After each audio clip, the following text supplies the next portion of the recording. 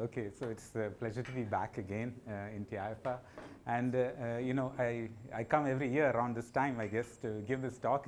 And I usually talk about something which is sort of different. And today is really a different thing. It's different from the usual talk I give usually. I'll see whether it's interesting. So I'll be talking about this work, with a series of work with Aradhita, one of my students, and it was initiated earlier on with this work. Now, since the background required in this topic is slightly different from what you're familiar with, I will sort of begin with an introduction and to the questions and so on. So one of the objects which will play a central role in this sort of topic is this elliptic genus of K3, and it is a partition function of 4-4 superconformal algebra of K3, and it's defined in the following manner. It's a trace over the Ramond sector. It's weighted on the left movers by this object, by the fermion number, and the rest is the usual stuff. And because of some symmetry, of that particular states and so on, there is a particular dependence on the coefficient of this kind. And since because of this fact there is a minus 1 to the power f bar K3 and there is no weight on the left and the right hand side, only the ground states of the right movers are counted in this elliptic genus. So it's a holomorphic object in tau and z. Okay. Yeah. Z is like the chemical potential for the fermion number on the left movers, Yeah. So it's actually, it's a very, you can actually evaluate this. Yeah. Yeah. The first line was a definition and the second line was what? This one? Yes. This is when you do the Q expansion. Q expansion meaning Q is e to the power of 2 pi I m tau. Okay. This is the structure of the expansion. This is the expansion using the fact that you're doing K3, putting in that thing, or it's elliptic genus for anything? It's elliptic genus if there is a U1 symmetry. If there's a U1 symmetry because of that flow, there is this particular property actually which comes about. And you can verify that this property, right now this property is not so crucial. I'm just writing that you can expand it like this. And spectral flow, yeah, this comes from this property that this particular coefficient, this particular dependence comes from that. But we don't need that crucially in this thing actually. It comes about if you evaluate it. So for instance, if you evaluate the index of this thing, you can evaluate it in many ways. One of the particular ways is actually take the K3 realization as the following. You take T4 and mod out all the coordinates. Where suppose these are the coordinates, and you consider the Z2 action in which everything is inverted.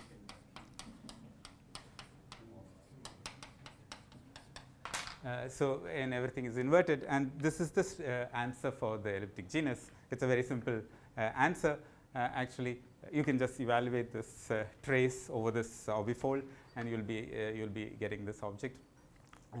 And we will call this A for the just for as a definition. And another thing you can remember is the Hodge diamond of K3, which is given here. In fact, by reading out low coefficients of these elliptic genus, you can read out the Hodge diamond also. So the Hodge diamond of K3 is given this in this particular manner. And you said that tau couples to L0 or L0 bar?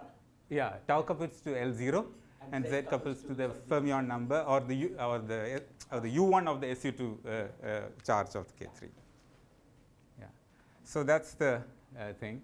And what we will do is we'll focus on two aspects in which this elliptic genus plays an important role. It is counting quarter BPS dions in n equals 4 string compactifications on type 2 of K3 on K3 cross T2, which is dual to heterotic on T6. Well, this is slightly, these kind of topics I think are not so familiar now, but maybe for the younger people they're not so familiar. But this is a well-known duality actually, one of the well-studied duality in olden times. Anyway, well, and then there is another sort of application of this elliptic genus in which we compute one loop corrections to the gravitational threshold. I will define all this later. In fact, I will focus on this first and then go to the next topic later. Okay. And here, this is lower supersymmetric theory, n equals 2 string compactifications, heterotic on K3 cross T2. So this is heterotic on K3 cross T2. So heterotic starts out with as 16 with 16 supercharges. Put it on K3 cross T2, it reduces to half, and that's why it's n equals 2 in 4 dimensions. And that is dual on the type 2 side, just exactly like some similar duality like this, but it's dual to Calabi-Yau. Okay. So it's in these two applications, in these two sort of compactification, this elliptic genus plays a crucial role in certain quantities which we will look at. And in fact, what we will look at as generalizations of these things, okay, in which the type 2 on K3 cross T2 is orbifolded with G prime. I'm going to define this G prime further. So this G prime basically acts as a Z2 involution on K3. With a half shift. Okay, I will define this involution soon. This is an example of that involution actually. So essentially it acts as, so there is a K3, this is actually K3. Okay, so there is a K3 CFT abstractly even, and then there's a further Z2 action on K3, okay, which I will define soon, okay. But it's not a fixed, it's not an action with fixed point. So it's an action in which there's a half circle, half shift on one circle on S1. So it actually still preserves that original supersymmetry. This is one of the S1s of the T2. Yeah, S1s of the T2, half shifts on one of the S1s on the T2. And it doesn't break the supersymmetry, it preserves the original supersymmetry. But it reduces the Hodge diamond, you know, the Hodge diamonds of K3, which had 20 here, for instance. It reduces it to half, for instance. I mean, not half, it reduces by 8. Yeah. So it keeps everything else, all the holomorphic forms, for instance, 0, 2, 2, 4, 0 forms, which are sort of kept intact. Yeah. On K3, you had how much supersymmetry? K3, so it depends where you're putting. So if it's type 2 on K3 cross T2, it's n equals 4. So this is what I'm actually looking at currently, okay, and we are doing a G prime on this, which G prime is some sort of a holonomy on one of the S1s? no, G prime is a Z2 involution on K3. I will define this soon. It further acts on K3 as an abstract object. So this is a realization of K3 as a orbifold, but in principle there is various other kinds of realization, and you can think of it as abstractly as K3. And then there is a further G prime action on it. Okay, it can be Z2, or I will come to it later, or more general forms of that. But it acts as some orbifold on this, together with a half shift on one of the circles of T2. So that's how it acts. So the Calabi-Yau involved in the n equals 2, in the n equals. If you just go back one, just to make Yeah. Because I had the same, I was trying to figure it. Yeah. Oh, sorry. When you take heterotic on K3 cross T2. The Calabi-Yau. Yeah. So originally, okay, so actually I'll come to that further. I'll come to it further. So originally, okay, so let's look at the other model, n equals 2 model. So where you have heterotic on K3 cross T2, right? And so this is a Calabi-Yau. So the original model, which was studied actually by Wafa and Kachru, I think they introduced this model originally. And this Calabi-Yau was some weighted projective space. That is known completely, actually. I mean, people had studied it extensively in that time, this duality. Okay, I can't recall exactly the weighted projective space now, but it is known. This Calabi-Yau is known. But when you do this quotients, further quotients here, which I'm going to do, that is new. I mean, in the sense that we'll be able to compute things for this Calabi-Yau from the heterotic side. Okay, and I will come to that actually. That's new. I mean, that Calabi-Yau, how to construct that Calabi-Yau directly from that is sort of what is sort of new. Actually, there's a group after our paper came out who's actually identified some of the Calabi-Yaus, but maybe I'll come to that. In some simple case where the K3 was elliptically fibered to begin with, is the Calabi-Yau itself having some nice base with the fiber? Can one understand it? Yeah, as a fiber, I mean, yeah, so that's what, We haven't actually tried. I will tell you to what state we have come across for the Calabi-Yau, but we'll. This Yeah. we're thinking of duality. Yeah. Right. That Right. If you have a duality with T6. And Right. Right. There is this fiber-wise duality. Yeah, It's then called you fiber-wise duality. Yeah. So I was wondering if Yeah. So I'll come to it. So this is the two kind of models actually. In this model, it is actually black holes you look at, and which is sort of more physical, I suppose. I mean, I don't know. I'll come to it. I'll show you the results of the black holes much later. But initially, I'll focus on this actually. But this is easier to say. I mean, easier to tell you the compactifications. But here it's a little harder actually. You'll see why it is harder to tell you exactly how the compactification works actually. So I will tell you, but so what we are looking for is this quotients, and an example of this quotient in this orbifold limit is the following. So here it is. This is the original K3, okay, where see these coordinates 3, 4, 5, 6 is this 4 directions. I should have called it 3, 4, 5, 6. And the T2 directions is this 1, 2, okay. So this added G prime acts in the following manner basically. It basically shifts on the one of the circles of T2 here, and a further shift on another circle of the K3 part. So that's the further orbifolding by G prime. Okay. So that's the second. This is an orbifold limit of one of the G primes action. And you can calculate once you have this extra G prime. And that shift would have had the shift in Y3 would have had a fixed point had it not been for. Yeah. So it moves the fixed points around. It shifts like if you put the G prime projections, for instance, original shift points can move, and then the trace won't click anymore. For instance, in some twisted sectors. But just to make sure the Y3 projection that shift because of the Y3 goes to minus Y3. Yeah. At Y3 equals pi is a fixed point. Fixed point. Yeah. It's not a fixed point because of that. Yeah, because of that shift. The Y1 shift. Y1 shift. Yeah, that's right. Yeah, that's right. So you can actually evaluate this trace in the K3 part, okay, with this added G prime. So either twisted sectors of G prime or insertions of G prime. Okay. And you can evaluate because it's K3 is in this model, for instance, it's just a free orbifold. They are just free bosons and free fermions. You can compute them. And when you compute them, this is the result. Okay, I've written it. Actually, it comes out in terms of theta functions. But I have written. Actually, it's good to remember that this is called the twisted elliptic genus. So you have this G prime action, and essentially you're taking the trace in the K3 model with the insertions of G prime and twisted sectors of G prime. So in this particular T4 to model, you told us what G prime is. Yes. But is there a more structural understanding of G prime? Yeah, so that's what I will come to.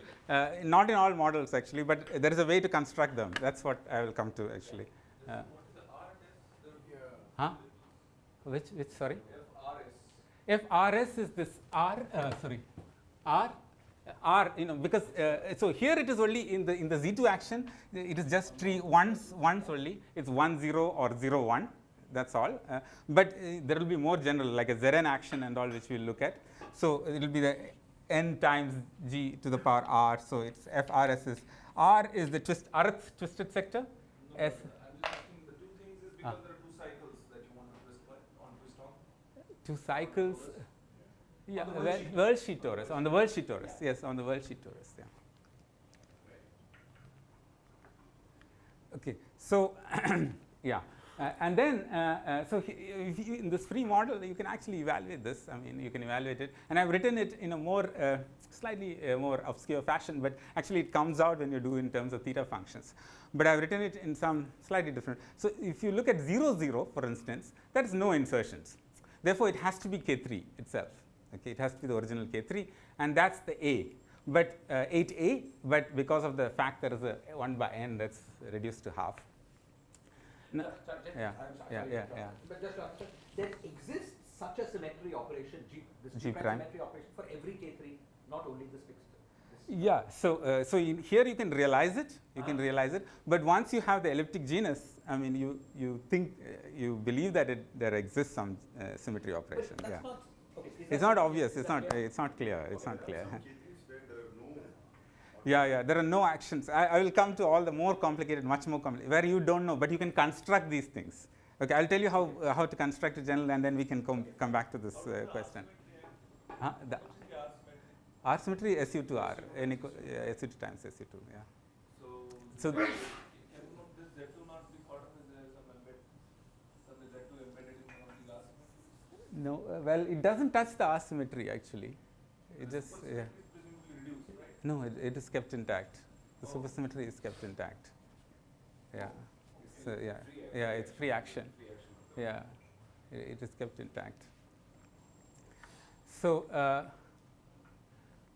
okay, so here is the calculation, and this is the formulas actually. So this is, for instance, the insertion. So I'm writing it in some very nice way. It has a ring structure. You see that this is the original K3 elliptic genus, and here is that factor. And then there is another factor B, which has basically weight -2, and E.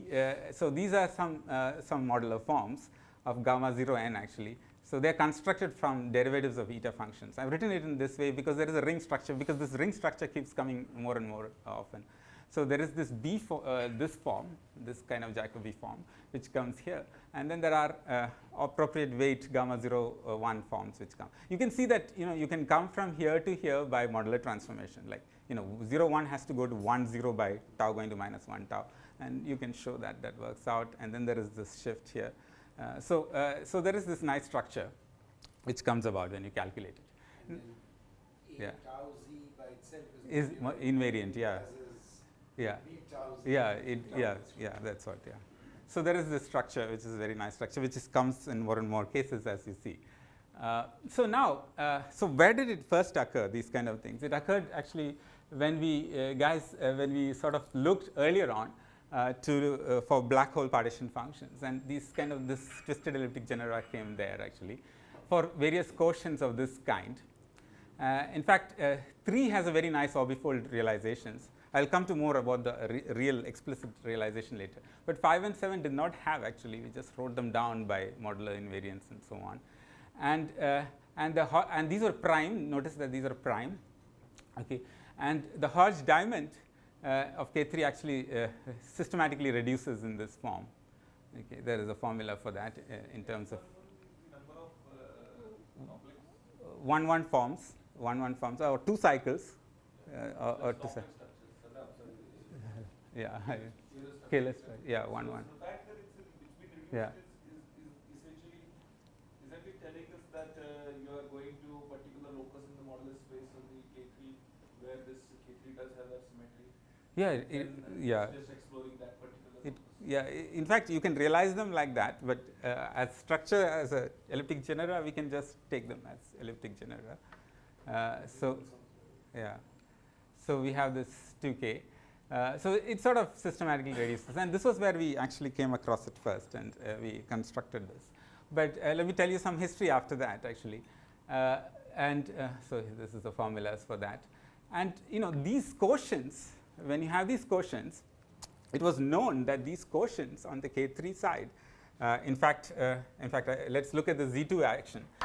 So it reduces, as you know, it reduces the Hodge number, as we saw that it reduces Hodge number H11 from 20 to 12. So it reduces by 8. So on the heterotic side, say we look at the heterotic E8 times E8, heterotic. And what this action, the Z2 action on the heterotic side is essentially exchange the 2 E8s and shifts by half shift on one of the circles. So this is heterotic on T6 originally.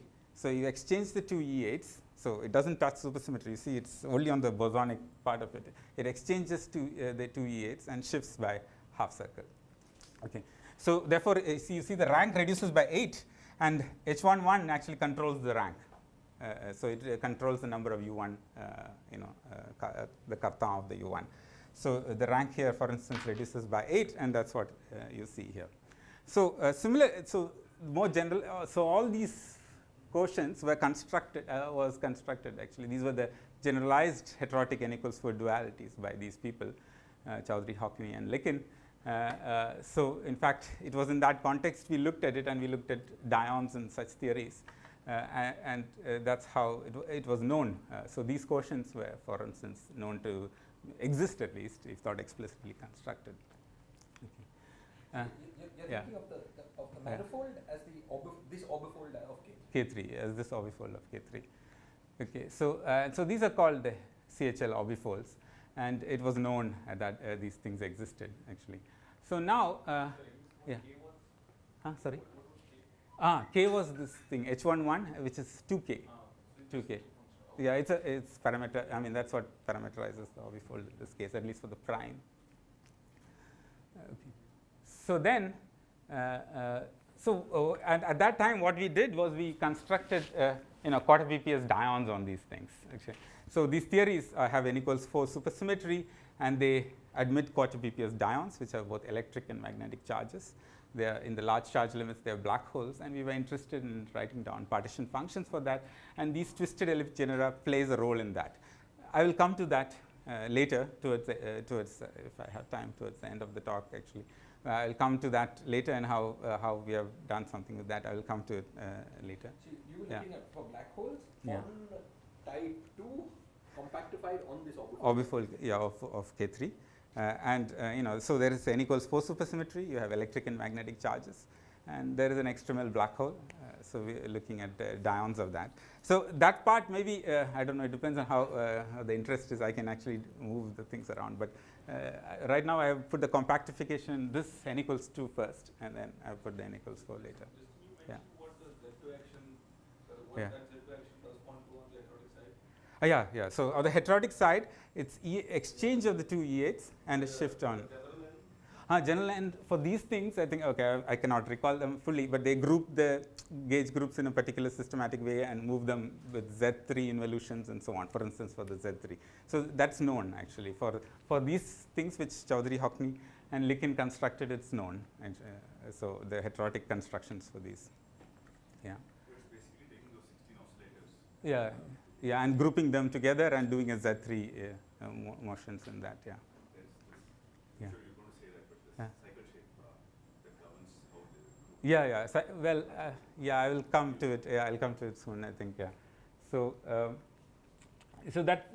okay. So Z2 I have told you, but in general there is an action for at least for the ones which CHL did.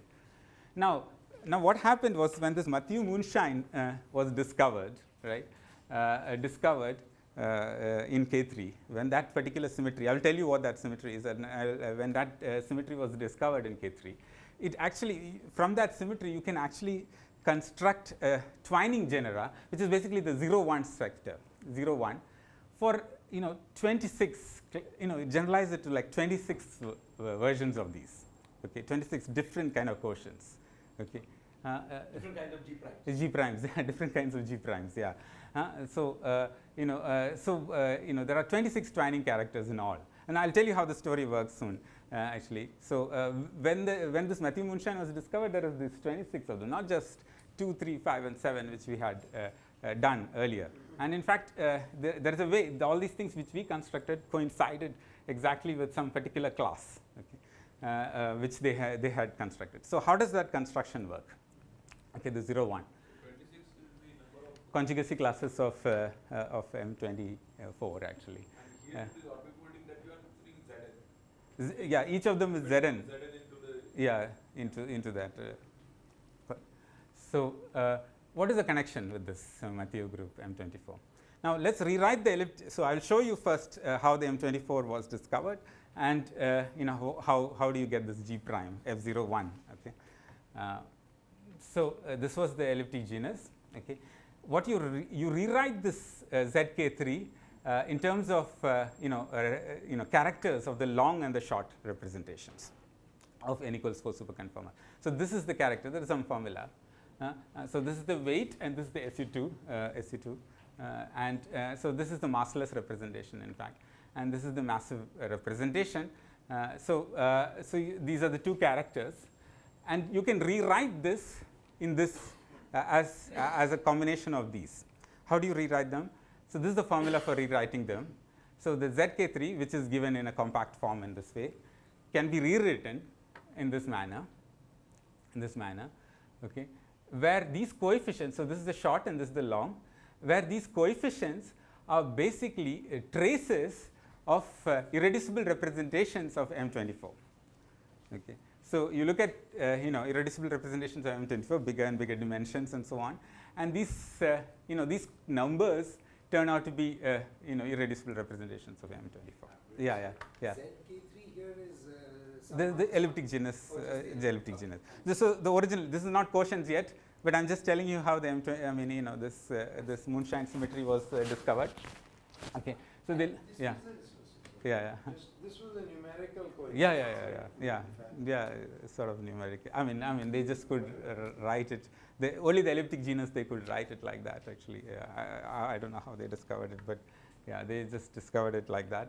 And this I should know, but arbitrary representations, that if you take an arbitrary genus, it's labeled by arbitrary H and arbitrary L. Arbitrary H.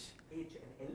Yeah, H and L. Yeah, arbitrary. Yeah, but like here only L equals 0 and half. Yeah, L equals 0. Yeah. In fact, L, there are various L's in the Ramond sector. I think L runs up to some H. There is some domain in which L runs up to. Given an H, L runs up to some H. I think. Yeah, in the Ramond sector. So this is the Ramond sector representations actually. In the formula, only L equals half. Yeah. Only L equals half and L equals 0. So it's very special. Yeah. It's very special. Yeah. So L is the representation of the R symmetry. Yeah. Yeah. So Justin, there is Yeah. an oscillative understanding of this character. This decomposition like this. Yeah. Nobody understands actually why it happens. So that means there's a huge amount of cancellation. Yeah. There's a huge amount of cancellation, and the fact that these special numbers appear is like No, forgetting the special, just that. only Yeah, L equals only half. even that is also surprising. Yeah. There is a minus also at that earlier. That first you forget that. You start out from I n greater than 1. Yeah. Yeah. L is R symmetry, SU2. Yeah, there is a quantum number for the SU2 when you take the trace of the character. The character is weighted with the SU2 as well as the. And fermions carry charge under this SU2. SU2 fermions So you carry. put more and more fermions. Yeah. higher and higher. Yeah, there is a bigger representation actually. The representation is big, but this ZK3 is worldly because it's BPS, sort of BPS, right? It counts. Just from the fact that it's Yeah. BPS, you can't understand why the higher L's are. Maybe, maybe you can actually. Yeah, maybe it can. Yeah. Because BPS Yeah. is true with the right moving part, right? Yeah. Left moving, Yeah. a priori you expect all the Yeah, all of them. Yeah. That's true actually. Yeah. All of them could come in the left moving because you're counting with e to the power 2 pi ZK3. But maybe that some of those that can compare are yeah. come in pairs so that Yeah. they don't contribute to that. Yeah. The genes. Yeah. symmetry From- and yeah, so on, those, Yeah. sometimes it does happen because they have Mm. some symmetry that you have not taken into account. Perhaps. Yeah. Yeah, so you could change the model Yeah. to lift more. Yeah. So this was what was noticed by these authors. The Mm. superconformal algebra is Yeah. called the small one, right? Small one. Yeah, this is a small superconformal algebra. So now when we go to this, what is the Z? So I said, there is this orbifold model and there's an F01. And you try to do this for the same. Okay. This is not how they did it, but just suppose you did it for the same. You'll get these numbers. You'll get some bunch of numbers like these. And now what are they? So they are actually traces of elements of a particular conjugacy class. Anyway, there it was a trace of the identity. And here it's a trace of the group elements. Okay, and of course that is dependent on conjugacy class. That depends. So it's this 2A is a particular conjugacy class. Out of the 26, there's a labeling. 2A is a particular conjugacy class, and these numbers are from there actually. And what these authors did, these are there is a bunch. There is an author actually Iguchi after that, and as well as a bunch of there's Cheng. There was I think Mathieu also. And what they did was they took all the conjugacy classes of M23, or M24, special ones. I'll tell you why I mark this later. But there are these 26 conjugacy classes. You can read out these traces from group theory. You can read out these traces, construct this. This is only for the positive one. There's so many negative numbers. Negative is allowed because it's trace of G. It's not dimensions. It's not dimensions anymore. In fact, I was going to ask you, why are they all integers? Is that clear that they have to be all integers? Yeah, I don't. I don't know actually. Yeah, why those traces are integers. Yeah. Yeah, from the group theory of M24. Yeah, I don't know actually. I need not be integers, actually, but they. But in the earlier page, there was a Yeah. -2 there. Yeah, that -2 is something. Yeah, I think one people actually forget this and start from start from there. Yeah. And sorry, just Yeah, say yeah. again, the statement in the earlier case was what? That these integers were the dimensions of irreducible. Yeah, or sums of dimensions of irreducible. Sums of dimensions of Okay, irreducible. take the first represent, first and second, Second, first, second, third, third like that. Yeah, yeah. And then you're saying now, Yeah. when you do the same thing, you get Yeah. trace of G prime. Some, Yeah. some Yeah. So there's a one-to-one map. One-to-one. Yeah, G primes and the and this conjugacy classes of M24 and the various twisted. I mean, 01 F01 of the twisted elliptic genus, because F01 has been constructed this way. Yeah. So. Yeah. Prime doesn't have value 1 and -1, regardless of Huh? since it squares 2. For your Z2, it squares 2. Yeah, Z2, there's only one insertion, G prime. In fact, the cycle structure, you can see, the cycle structure of that group is just exchanges of the elements. I mean, if you think of M24 as S24, and the Z2 is like, exchange, you can see the cycle structure.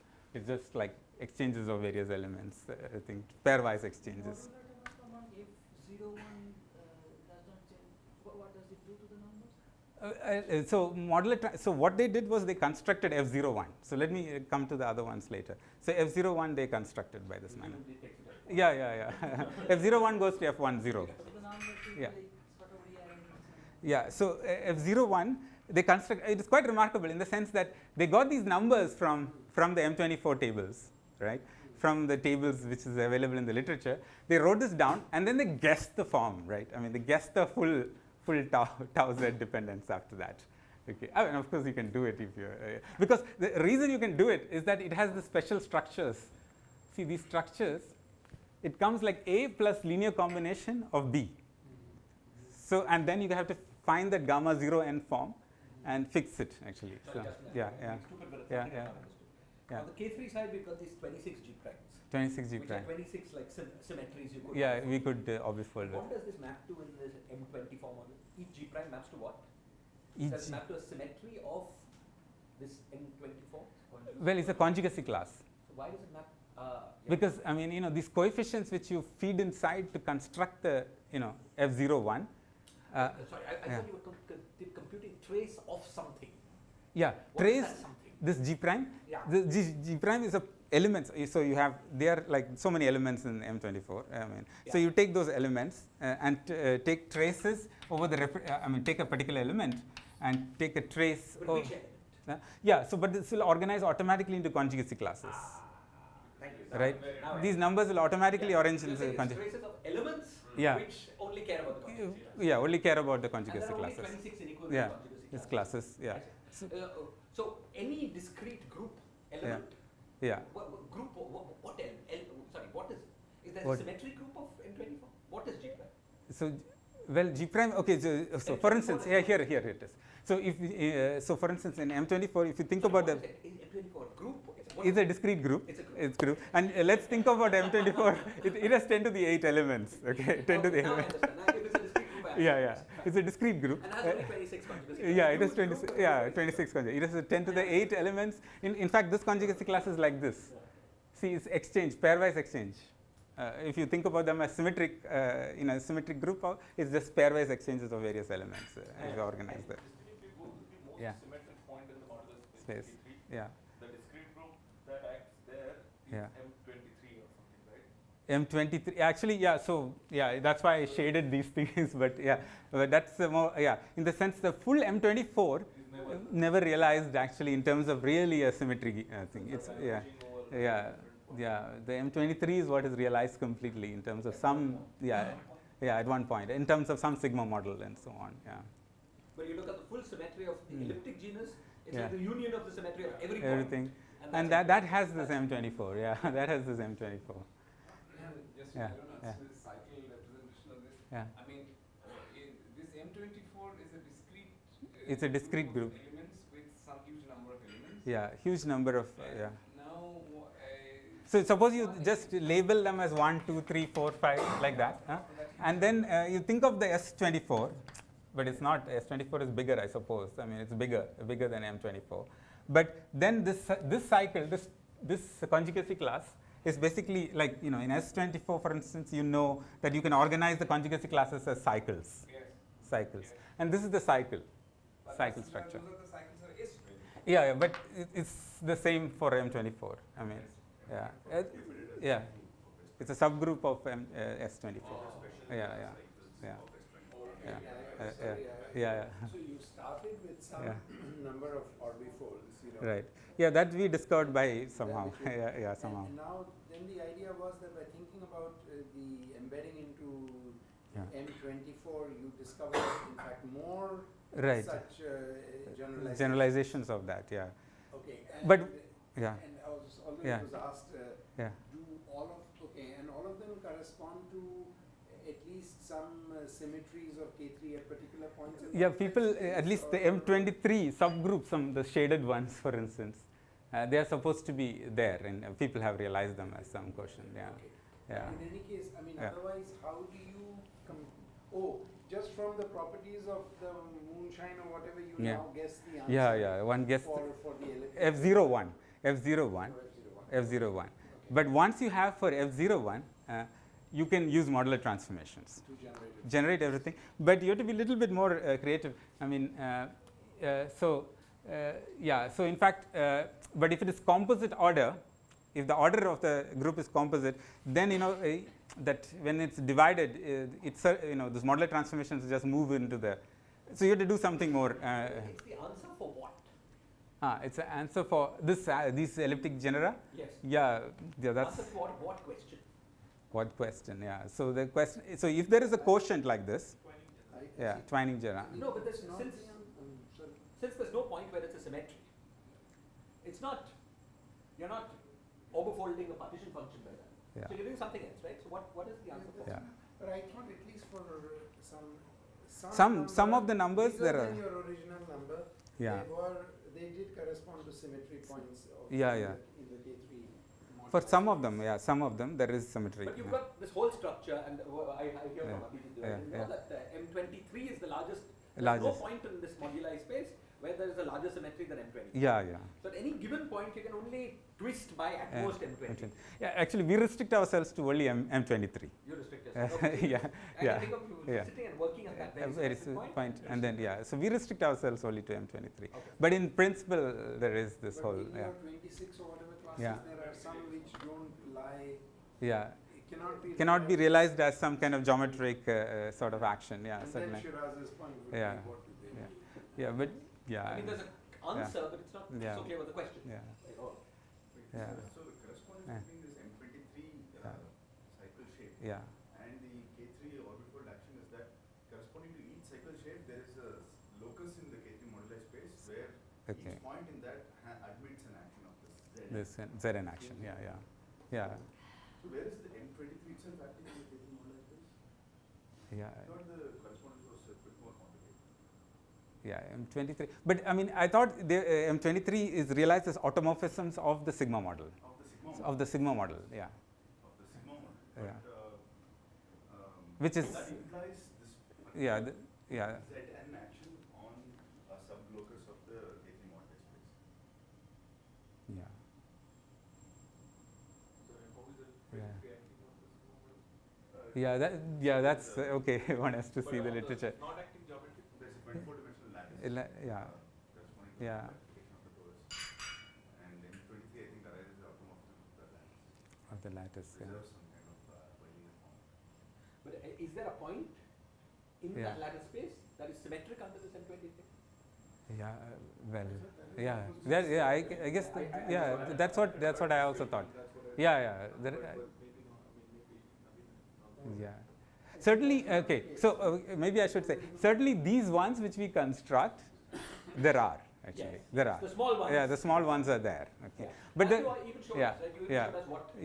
How many. So for instance, these are there. These are the original CHL actions of LH. I mean, those are there. But I thought there was a bigger class. There was a bigger class. Also you had a realization on the There is a bigger, all these are the bigger ones. For instance, these ones, yeah, for instance, these ones, if you look at these guys, for instance, 11A, for instance, this one, the Keller class is projected out. Like H11 is certainly not geometric. I mean, the H11 becomes 0. So these are not geometric actually. I mean, yeah. So there's some abstract. You still realize it? Yeah. CFT. I mean, Some of them, like for instance, this one, this 2B, for instance, there is a like a SU2 times SU2 times SU2. It's like a Vesuminov model realization of that. Yeah. So there are some of them, like people have found some of them like that. I think explicit. 0 would also mean that there is no modulus space, right? It's just a point in the modulus space. Yeah. There's no Keller class. Yeah. some complex Yeah. structure definition Yeah. Yeah. or something. Yeah. Frozen at a given size. Yeah. Given a Like frozen at a, overfolding by TP yeah. or something. Yeah. Yeah. It's but it's sort of not geometric, not very like. Yeah. So Anyway. there is a Yeah. sigma model description of this orbifolded K3 Yeah.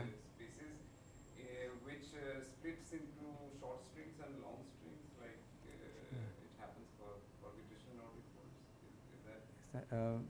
Well, I mean, yeah. So at least for the Z2 and all, you can do it. Z2, Z3, and yeah, I think Z4, for instance. You have a permutation cycle representation Yeah. Yeah. of all these conjugacy classes. Right. Yeah. There's a conjugacy classes. Yeah. Of the G prime. The G prime of the G prime. Yeah. Interesting, just Yeah. one small, Yeah. I mean, you should go on, but Yeah. because K3 has so much symmetry, Yeah. what you call H11 little bit depends, you can choose more than one complex structure on the manifold, right? So, Yeah. because you have the hyperkähler structure, So Okay. what you call H11 and H02, etc., can be moved around. Anyway, We can change. go Okay. on. Okay. I We can mean, change. Okay. There's a lot of. Yeah. So anyway, we restrict ourselves to the simpler ones. I'm just saying there is this whole, but the whole construction, like once you have the 0, 1, you can just have these elliptic genera. Yeah. So, Yeah. Yeah. Justin? Yeah. Hello. Justin, a Yeah. question. Yes. So when you say that we know how M23 acts Yeah. on the sigma model, so the sigma model is the full sigma model or the sigma model which just keeps the protected stuff? No, the full sum. Is it a topological string theory or the Not a topological. No, it's not topological. Yeah. It's based on so some the full lattice. string Yeah. theory we know, Yeah. on the full spectrum we know how M23 acts. Is that the statement? Yeah. That's what I thought. Yeah. I mean, the lattice is known. Yeah. Okay, so there's some kind of Yeah. some kind of Narayan kind of Yeah. Narayan kind. Yeah. That kind of construction. which gives you Yeah. okay, so it gives you a lattice on which Yeah. M23 acts as automorphisms. Automorphisms. Yes. Yeah.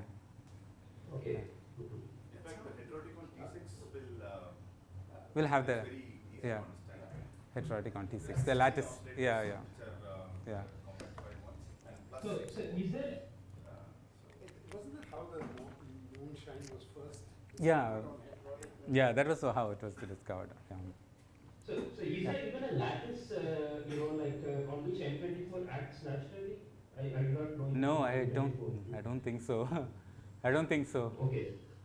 Yeah. Okay, so it's not Yeah. even like there is some lattice, Yeah. and we should try to Yeah. get that as a Narayan lattice or something. Yeah. I don't think. Yeah. Yeah. Okay. So we there is don't even also the monster. There's a lattice for monster. Yeah. Monster. Yeah. But not for this. But not for- Yeah. Monster is bigger, Bigger. much bigger. It's 10 to the 7. Yeah. Okay, so let me proceed. And in fact, our applications are very limited. I mean, we don't like go to the full thing. So anyway, so we This is an interesting Yeah. situation where Yeah. you got a clear answer, yeah but not a clear question. question yeah That's a good situation, yeah. right? Because there probably is a Yes, question. yeah Can I also make a yeah somewhat yeah geometry related yeah setting Mm. similar type of current moving which happens. So if you take n equal to 2, n equals 2 4D n equals to 2 Yeah. superconformal QCD, Yeah, yeah. SU2 with 4 flavors, yeah and compute its elliptic the superconform index. index okay You would expect this index to have the while group of SO8 as the SO8 symmetry. okay Because SO8 is the flavor symmetry. flavor symmetry yeah But it turns out to have while group of F4 as the ah symmetry. okay And it's not that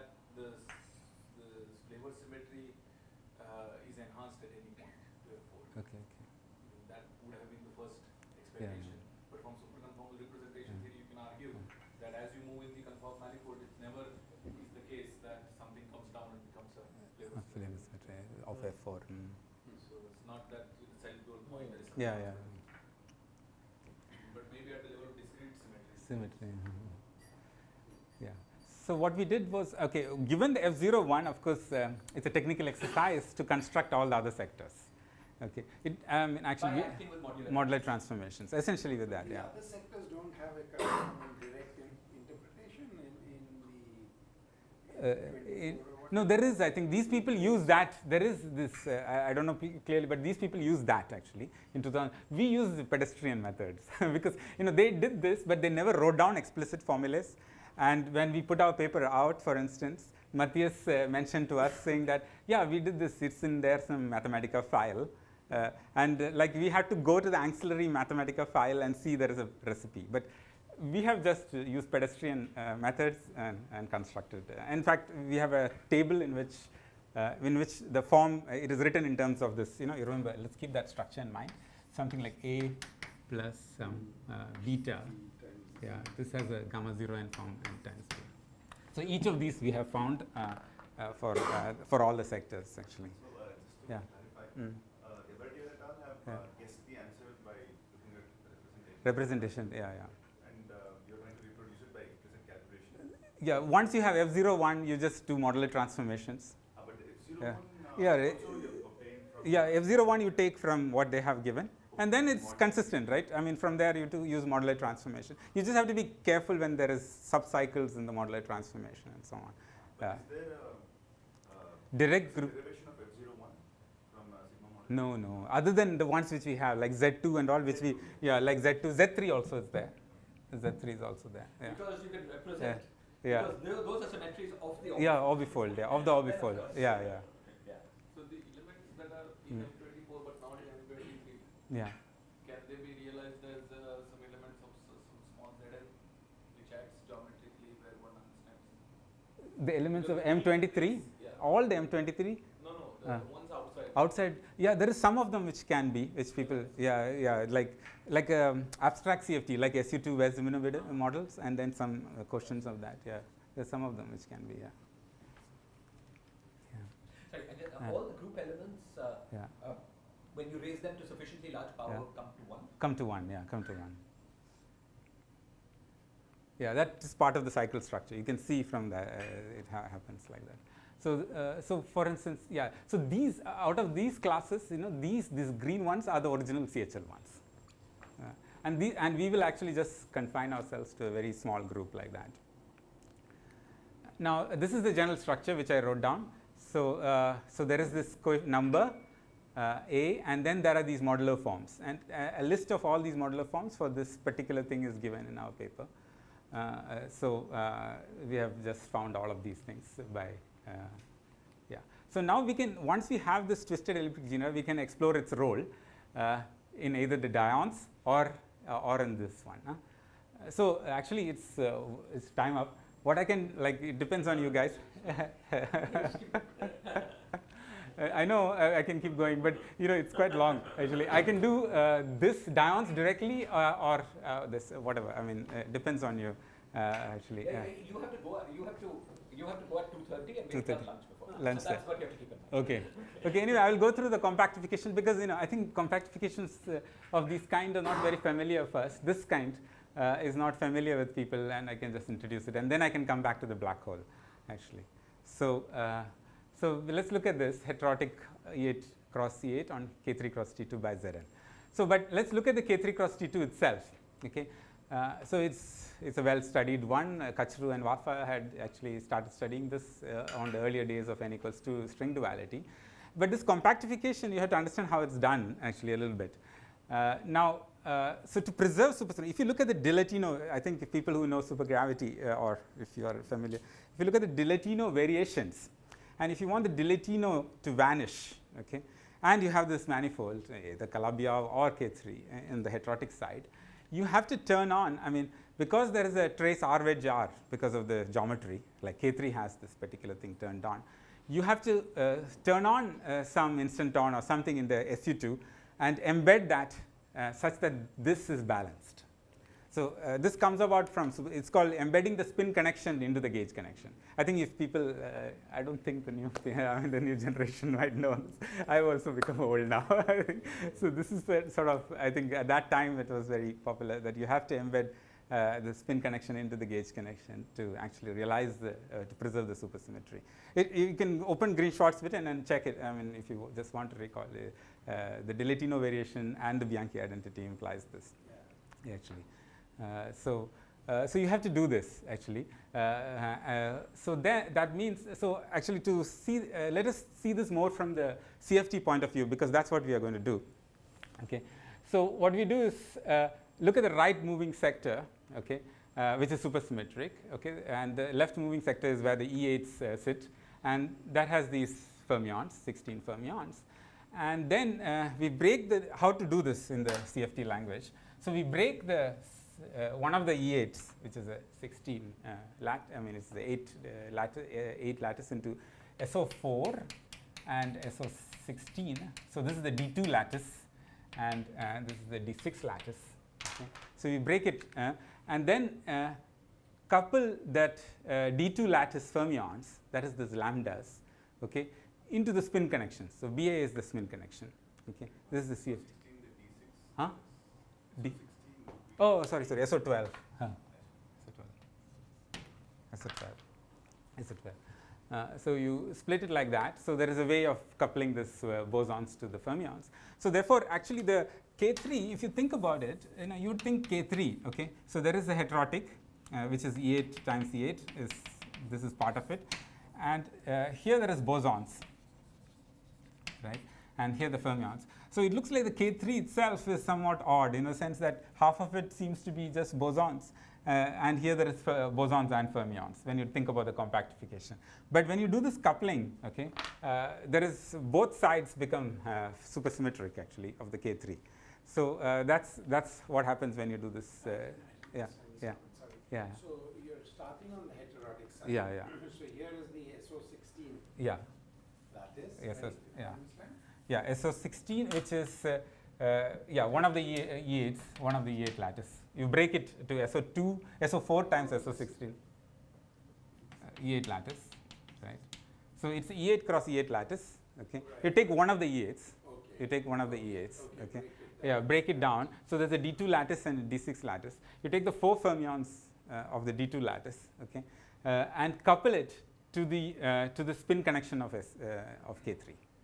Couple it to the spin connection of K3. Now, naively, if you think about like, so suppose you are dumb and you don't know anything about it, you think, oh, you take E8 cross E8 and there is a K3 on this side.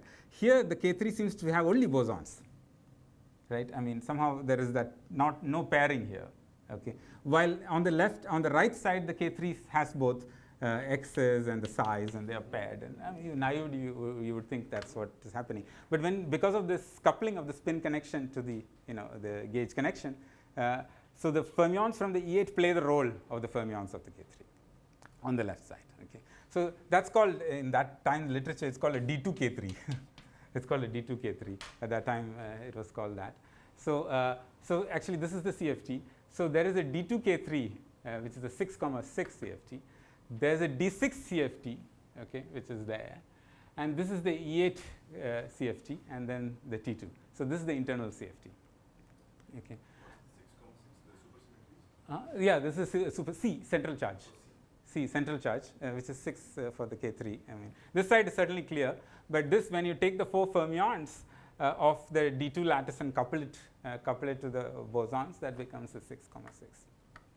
Okay.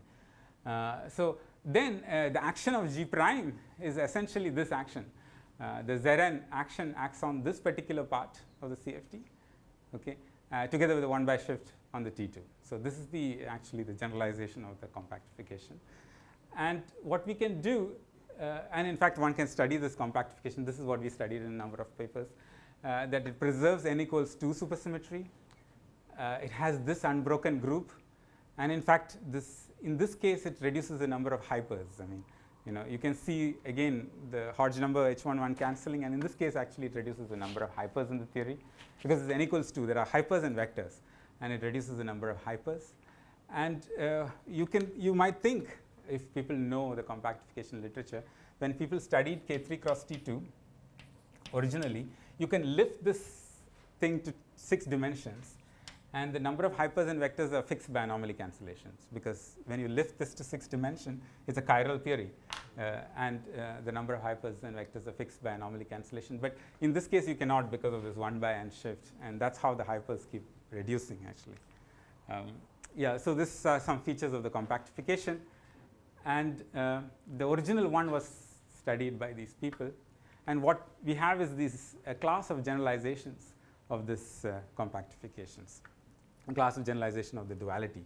The reason it's interesting is, of course, once you have a heterotic description like this, there is in principle a putative dual, which is a Calabi-Yau. Okay. And how explicit is your description?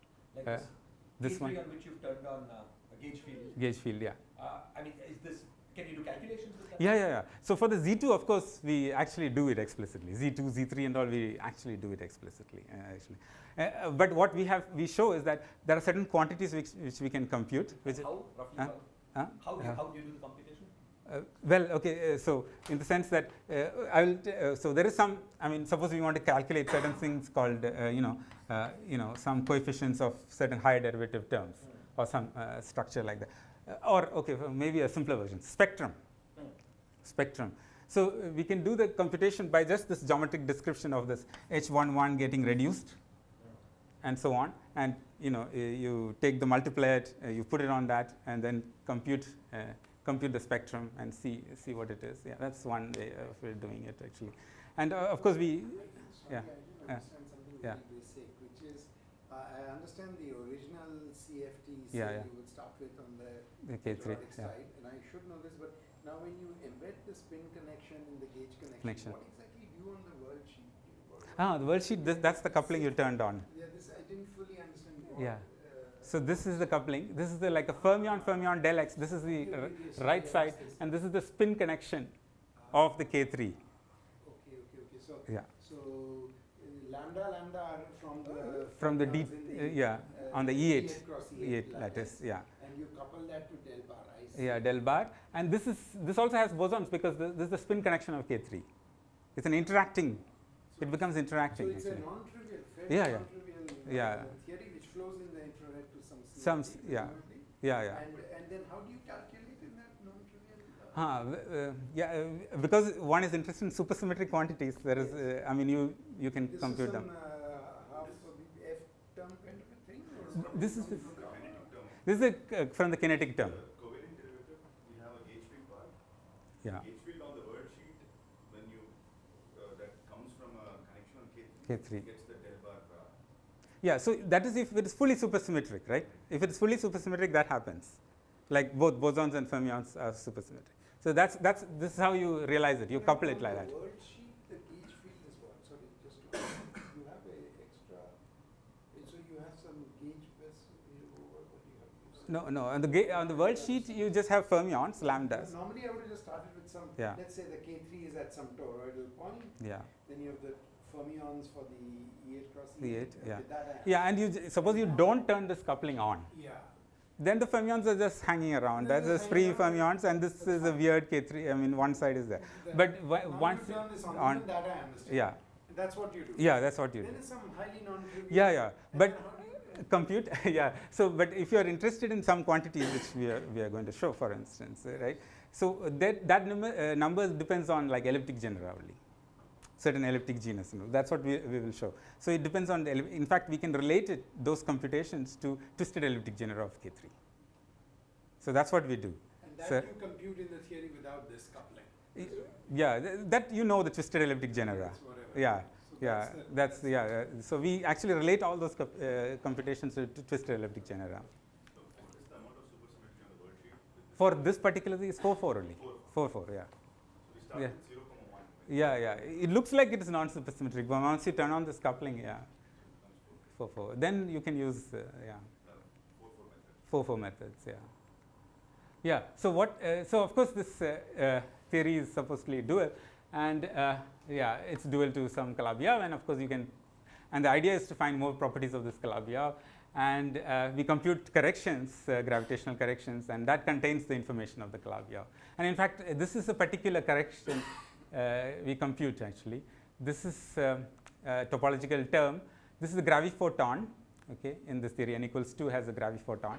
And this is the self-dual part raised to the power of 2 to the g minus 2 and r squared. So this computation contains informations of the Calabi-Yau. This, as you will see, it contains, for instance, the Euler number is part of this information. And it contains information, and you can extract this information actually from, as you will see, just from the information of the twisted elliptic genera of K3. So that's what we show actually. So that's the thing in this part. The new supersymmetric index is what is responsible for computing these things, but somehow that is intimately related to the twisted elliptic genera. So that's the thing we will see. It's in the space-time. In the space-time, yeah.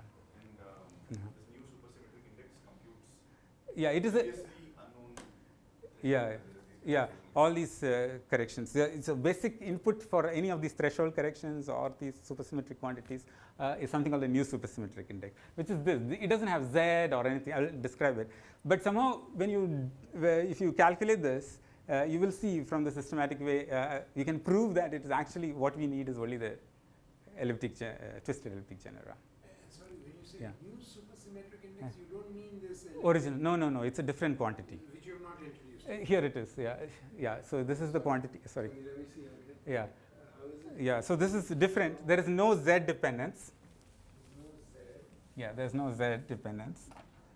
Yeah. So for instance, and this is only in the this trace is over the Raman sector, but the Raman sector now you recall it's only on the right moving side, because the heterotics doesn't have fermions on this side. So it's a trace over the Raman sector on the right moving side, okay, and minus 1 to the power f bar again on the right moving side, okay, and q to the power L naught, q bar to the L naught bar, I mean the usual thing, and there's an eta squared floating around. I mean just for the time being, let it be. I mean it's just an extra thing, okay.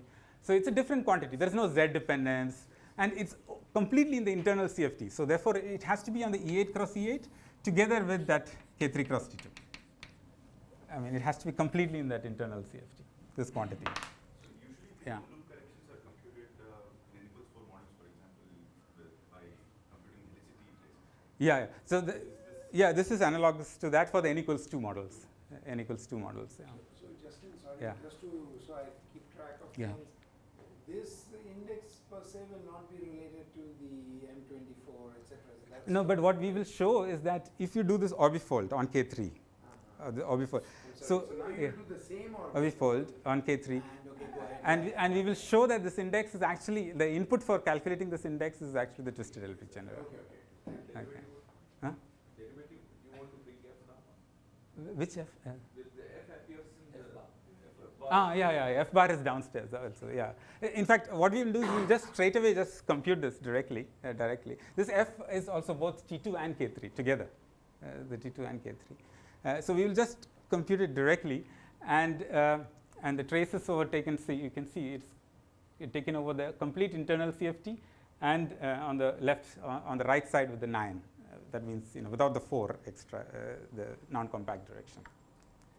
So this was introduced. This index was introduced by Waffa and Ogri. I mean Waffa.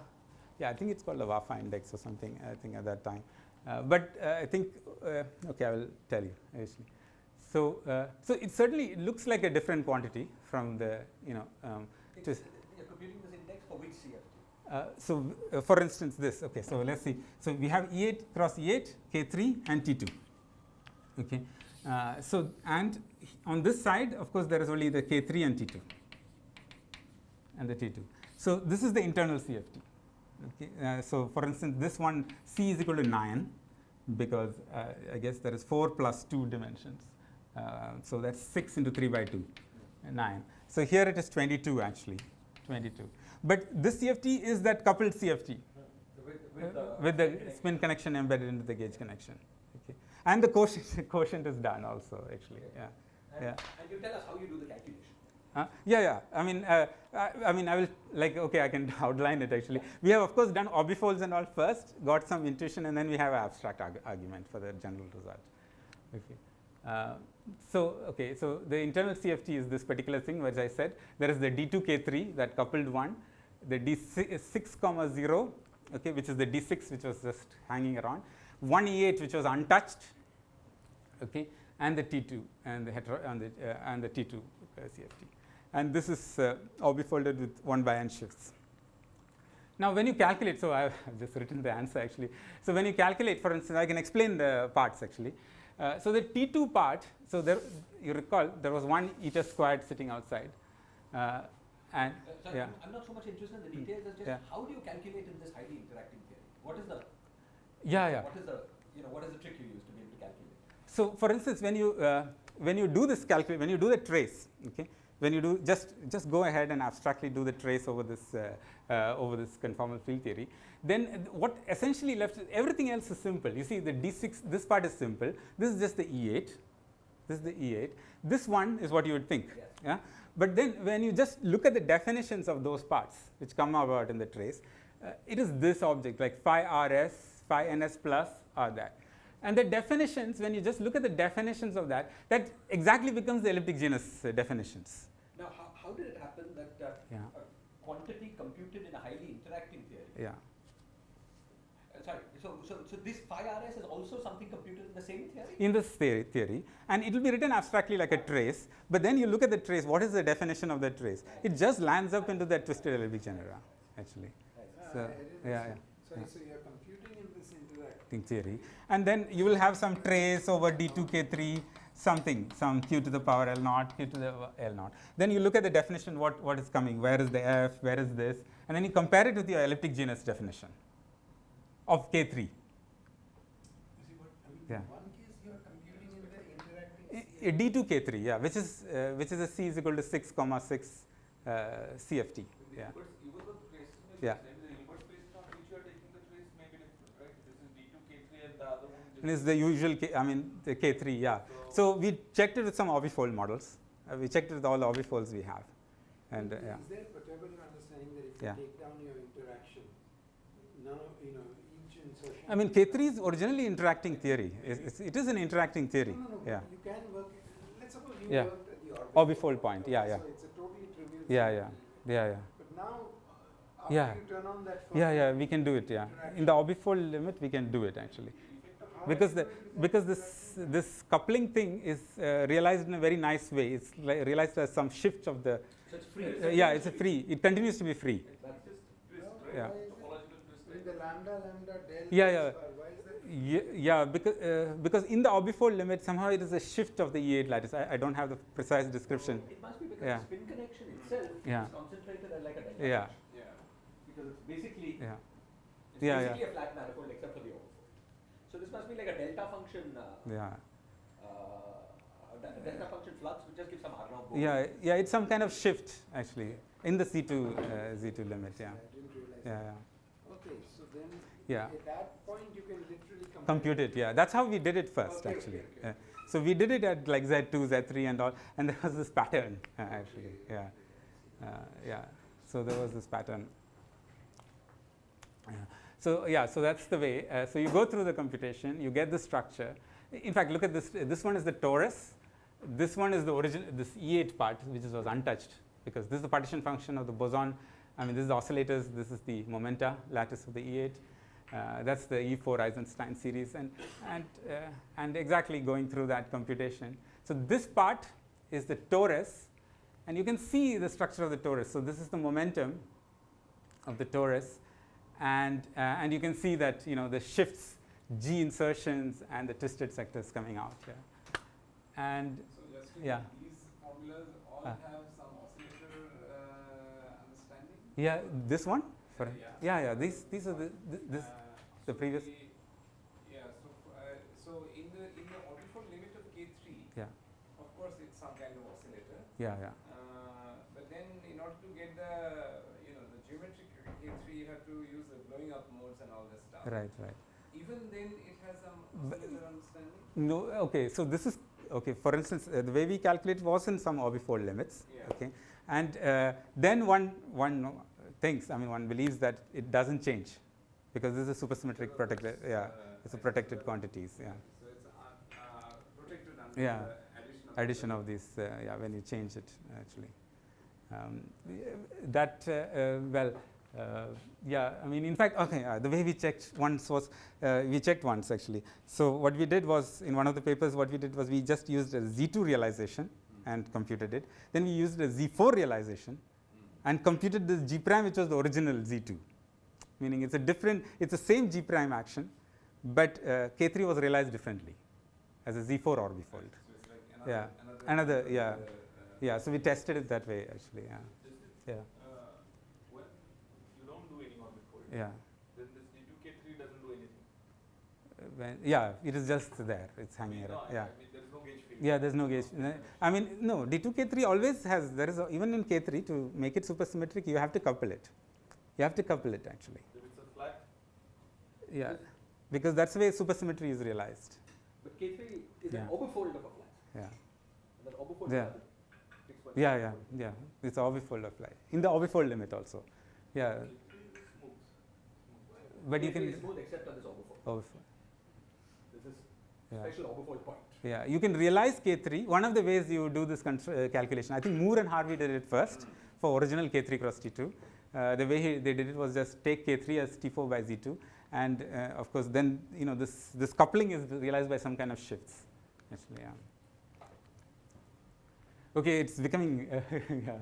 So you can compute this actually, and yeah. So that's what this is the D6 lattice, and then when you actually compute those quantities phi, and you can actually see the definitions reduce it to basically the twisted elliptic genus at various special points, like tau half, tau plus half by 2, like that. So it reduces to that.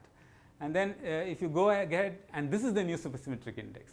You see, it becomes exactly like that. I mean, it is these forms, but these coefficients are, as I said, these were the alpha RSS and beta RS for the ZK3. So these coefficients actually become that. Okay. the left hand side also Yeah. depends on RS, right? Yeah, but this one, you mean this one? Well, there is a sum over RS. Okay, I didn't want to write. Yeah, it becomes cumbersome. That's why, because this is over all the sectors, no? Because it's RS, and you have to sum over all the RSs. It's an orbifold, and you have to, any partition function you'll have to sum over RSs. So Yeah. G prime on the right hand side is the same G prime you used to Y- before.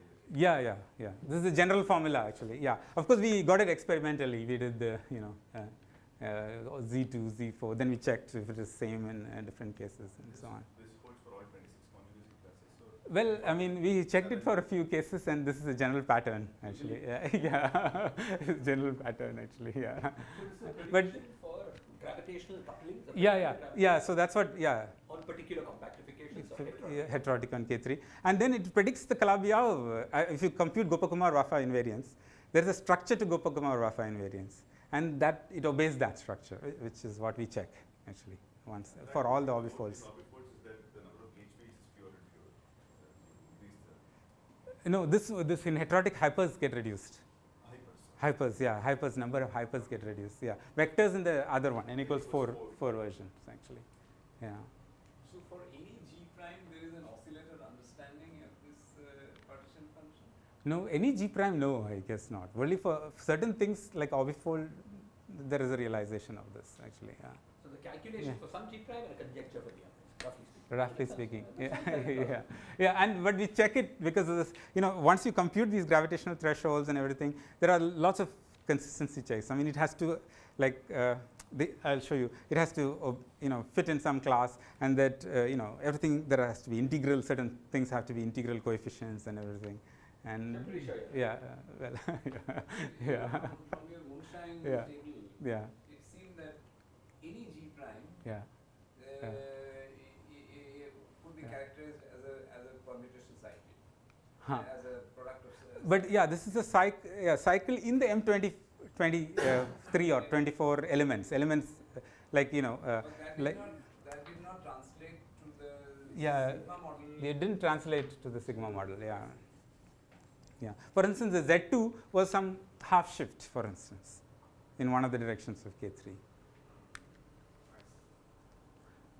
Yeah, yeah. So for instance, yeah, so this is, yeah, though it was, this is what I meant, abstract arguments, explicit orbifold limits, we have checked various cases. And when there is no orbifold, of course, it reduces to what Harvey and Moore computed a long time ago.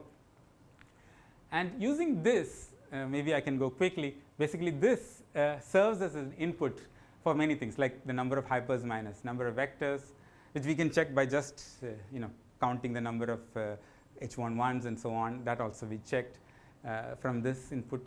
Yeah, so this is a table for the number of hypers minus the number of vectors. The Euler character of the putative Calabi-Yau is related to that.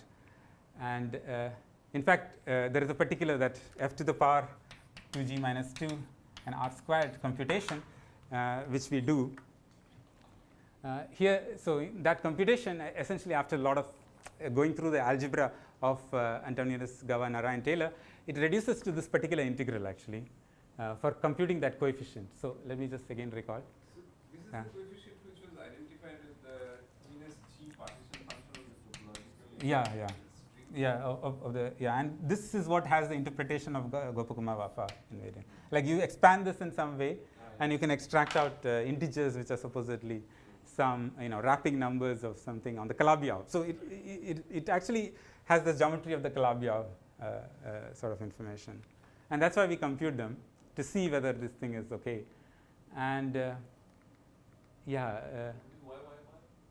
is the vector multiplet moduli. We actually focus only on the torus moduli T and the Keller and complex structure of the torus T2 actually. This is the computation. You have to do this integral. So you see this green part is that input of the twisted elliptic genus, and the rest are some factors, and you have to sum over RS and so on. So you go through this Antonius, Nara, and Gava Taylor thing, and you wind up with this integral. You can evaluate this integral and extract out that thing. Maybe I will just quickly sort of say you can you do that integral. Capital T? That's again this moduli, right? T and U, yeah, the T and U, Keller and complex structure of the moduli of the torus. And lambda is some, we just construct a generating function like that. And there's a like one shot integral you can do to get all the f to the 2g minus 2 computation. You can actually that integral can be done? Yeah, it can be done. I mean, there is something called the unfolding trick. I mean, I sort of know this from a long time ago. I mean, it's sort of, it can be done. There's some trick. But you have to open it up in some way, and there are some tricks for that. It can be done.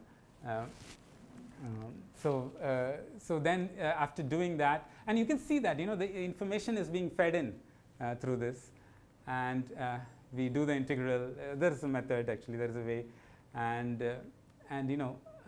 it turns out to be some polylog function. You can do that, and I just want to say the punchline. Maybe it's not sufficient. So it's of course a generalization of various people. It actually started with these people who did it for just the original K3, and they just said that somehow the moonshine symmetry can be sort of seen even in the other data. But we sort of use this to realize, we show it a little explicitly. And so I can just say about the Gopakumar. So the Gopakumar, this Fg which we have computed, should organize itself into this very specific form with these numbers and these to be integers, okay, according to Gopakumar-Vafa. Okay, and that we show is true for all the cases actually. That we show actually. It's all not necessarily positive. It can be wrapping. These are wrapping numbers of various cycles, and they can be negative. And but mostly one sign actually. That's actually mostly one sign. Finally, it turns out after some initial parts, it's mostly one sign that we noticed actually. I don't know why that's happening, but that's what we sort of saw. Okay, there is something about the conifold singularity and all, but we can leave it. But that's sort of the test basically, and it will be interesting to explore the Calabi-Yau more. And there's a group in Vienna which have identified some of the Calabi-Yaus actually, because they have a list they have a list in a computer bank and we can identify it. So maybe I will just quickly say about the black holes. Okay. So the dyons. Now this is the other compactifications, n equals 4. Okay. And so as I said, because of the G prime, we have a class of new n equals 4 string vacua, and each of these vacua represents this quarter BPS states. There are quarter BPS states, and there is a counting functions for the degeneracy. Okay. This is the formula for the counting function. So essentially, the dyons are characterized by this invariant q squared, p squared, and the angular momentum q dot p, electric, magnetic, and the angular momentum charge. And then there is this partition function, which is actually some Siegel modular form. Okay, it's a function over 3 complex variables, and you have to do this contour integral to extract out the degeneracies. Now, there's a particular way of doing the contour integral for extracting out the degeneracies. Now, the thing is that this construction of this function, this counting function for the dyons, involves the twisted elliptic genera. So that's where it's fed in here. To for these compactifications, if you go through the counting for the dyons, the twisted elliptic genera coefficients of the K3 feeds in here. Okay, and you can do this. Of course, we did this for the original, for the prime CHL original, and this is a generalization. Where that was just the original elliptic genus of K3 at that point. At that point, it was original, or the CHL one, only the prime ones. Yeah. We have just gone to the non-prime and a little bit more. I mean, just a little bit more, a little bit more.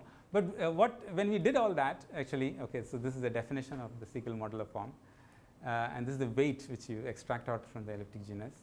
But when we did all that, actually, what happens is that there is a new thing which motivated us to do a newer thing, because once you have these models, we can repeat some of the old ones and see some calculations. So I'll tell you what we did. So in the large charge, this is where the geometry of the black hole sort of comes a little bit. So in the large charge limits, of course, these becomes extremal black holes. Okay, and let's get an idea of how these microscopic degeneracies approach the Hawking-Bekenstein or Wald entropy. Okay. Now, of course, for that, what you have to do is you have to do a saddle point of this integral, saddle point, and that we did in our old work. Okay. For that case, and we can generalize it to all the. It's very simple to generalize it to all the things. But we have two things. From the contour integral, we have Fourier coefficients of the degeneracy, which is an integer. Okay, we can just have that.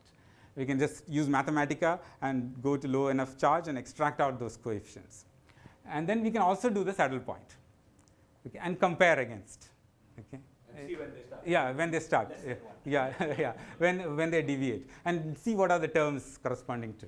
Okay, so if you do the saddle point analysis, this is what you get: root of q squared p squared. This is the Hawking-Bekenstein term. This is from the Wald term, and this is some modular form actually, full class of modular form, and this is that. And there's a constant which we didn't fix actually at that time. There's a constant which we didn't fix. Okay, at that time. Okay, and that constant. Okay, this is the modular form, which these forms H. Wait. Yeah. So this log stuff, yeah. You were saying that comes from Wald? This comes from Wald. One loop R squared term. The one loop R squared. I'll tell you again more. Yeah, it comes from there. This whole thing comes from the Wald. Okay. And why was the constant? Where did the constant come from? The constant right now we don't know. I'll tell you how important the constant is right now. No, but logically, is it part of Wald or is it like part of a one loop? It can be part of Wald, but how can you fix it? Because constant times Gauss-Bonnet is. I will come to the discussion. First, let's see the role of the constant. Okay, so there's a constant, and the constant we actually, because we looked at again these explorations of this thing, the constant is just some number like this. It depends on that k and all of that. It basically is a topological number. It's a number like this. And it vanished for the original K3 cross T2, and it's some value actually. Now what we can do is, okay, there's no gravity description. We have this integer coefficient. We can take the log. We can take the log of it, and we can do the saddle point with the constant, without the constant. Right? We can do that, okay, and see what is the role of this constant. Now, if you go to low enough charges, so this is with the constant. There's a percentage difference between this is the degeneracy. These are integers, as you see. This is stat. This is a log of this guy. This is a log of this guy. This is that saddle point approximation with the quadratic fluctuations inside. Okay, that's why I call it one loop. This is that, and this is the deviations with the constant. This is the deviation without the constant. You had a guess for the constant? No, we computed it actually. Computed how? Because we knew how to do the saddle point. It was not the constant was not kept track of actually. Okay. So initially actually we thought there's no constant. We started comparing, and it was totally off. Because Ashok had done the original K3 cross T2, and he found only 2% deviation with the first saddle point, and he didn't have a constant. But then when we just did that again for these orbifolds, and we found out lots. It's like a huge deviation. And in fact, Ashok suggested to look at the constant actually. So we evaluated the constant, and So this S stat is what you get from the field theory, and this S1 is what you get from the saddle point. Saddle point. Yeah. Okay. Everything is from the microscopic. Everything is From the microscopic. We are just comparing the role of the constant actually. Yeah. And this is for the 2A. This is the Z2, the Z3. We did it for everything. All the orbifolds we have, and it's exactly like this. Some are 100% off if you don't do it actually. So it's really, so the constant plays a crucial role when you go to low charges. So this is a prediction for the constant.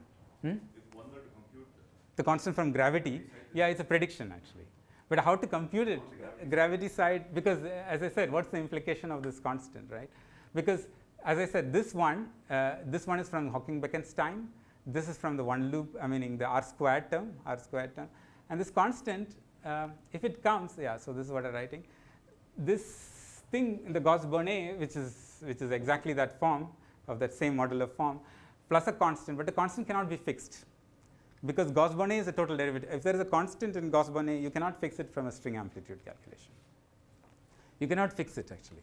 So we have a prediction, but we don't know how to fix it. But this is a challenge for those guys who are doing this localization, because localization, they claim that you can get the exact. So you can get the exact partition function by looking at ADS 2 cross S2, which are near horizon geometries of these, and compute the partition function in gravity. So they claim that actually, and they have done it only for the orbifolded cases so far.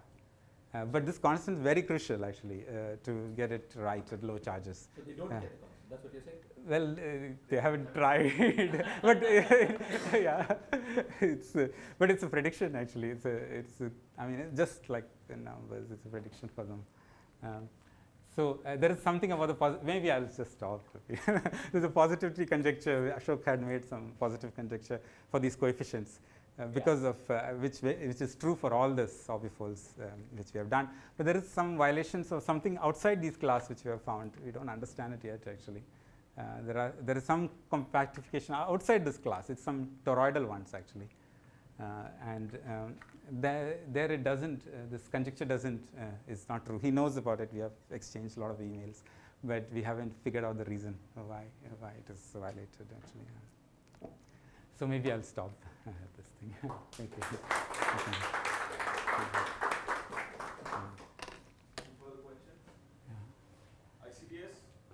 Any questions? No. No. Okay. Yeah. How about here? Yeah. I have a small Yeah. question about the constant. Yeah. Can you go back to the table where you have this for This is for the 3A, this one. 2A. Yeah. No, wait, no. Maybe further back.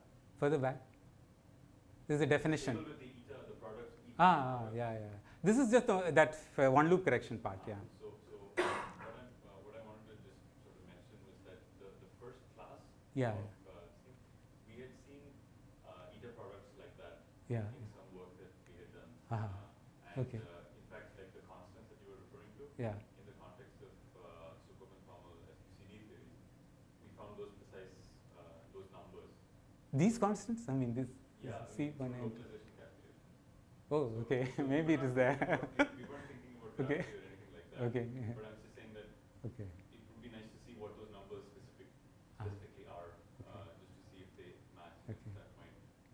I don't know. Okay, yeah, maybe. Yeah, but these numbers, this is exactly like this. This k is the weight of the modular, Ziegel modular form, or the h11 by 2. Yeah. The language is slightly different because in the context and we were Yeah. in, like we didn't see, Okay. Okay. we don't have Ziegel modular form. Yeah. In this Okay. case, but yeah, maybe we can talk Yeah. maybe later just about Okay. what the actual numerical Yeah. values, the constants are. Yeah. Okay. Very similar. Yeah. In fact, in Yeah. our context, those would arise as like one loop correction in a localization calculation. Yeah, actually, this is quite. I mean, it's very puzzling. I mean, we are trying to like. Yeah. I mean, like it's sort of a deviation, and so we would like to fix it somehow. I think. So. To fix that constant, one could also look at small black holes, right? Yeah, It's but the same one loop correction on the gravity. yeah, but you don't have any handle on the gravity side actually when you decrease the charge, unless you. Yeah. Maybe the Yeah. K3 manifold has some boundary. Boundary. Yeah. But the thing is, if we Yeah. include this R² correction, it looks like the black hole stabilizes finite radius. Stabilizes, meaning. Yeah, I mean, it has a fixed attractor point. That's what you mean. Yeah. It has a fixed attractor point. Okay, that's. Okay, no further Yeah. questions. Okay. Okay.